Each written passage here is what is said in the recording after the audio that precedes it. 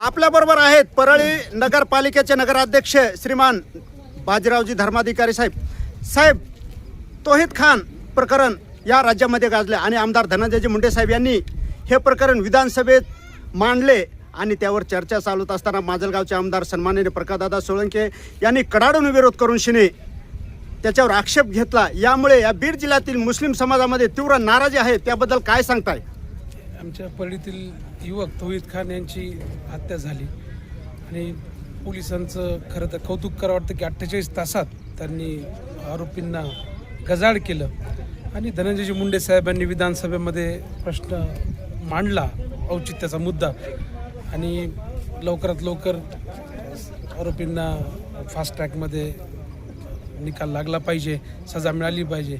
आणि खरं तर सगळ्या तौहीद खान यांच्या मुलीची जबाबदारी साहेबांनी घेतलेली आहे आणि येत्या काळात ते आपल्या सर्वांना दिसून येईल।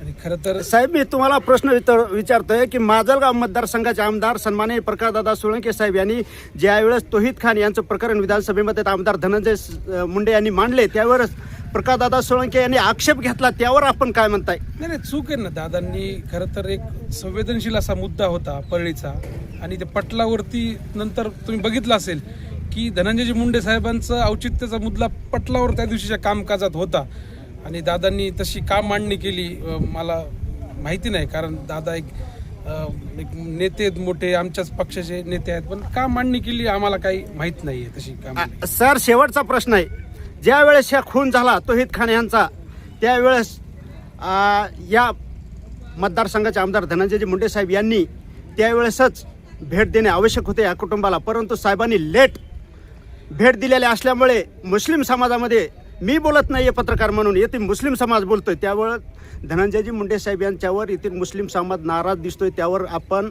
प्रथम नागरिक आहात नगरपालिकेचे, त्याबद्दल काय सांगताय? अतिशय चुकीचं आहे। साहेबांची हैदराबादला AIG मध्ये ट्रीटमेंट चालू होती आणि परळी शहरात हिंदू मुस्लिम आम्ही सर्व गंगा जमुनी तहजीब म्हणून एकत्रित राहतो, सण उत्सव आम्ही एकत्रित साजरे करतो।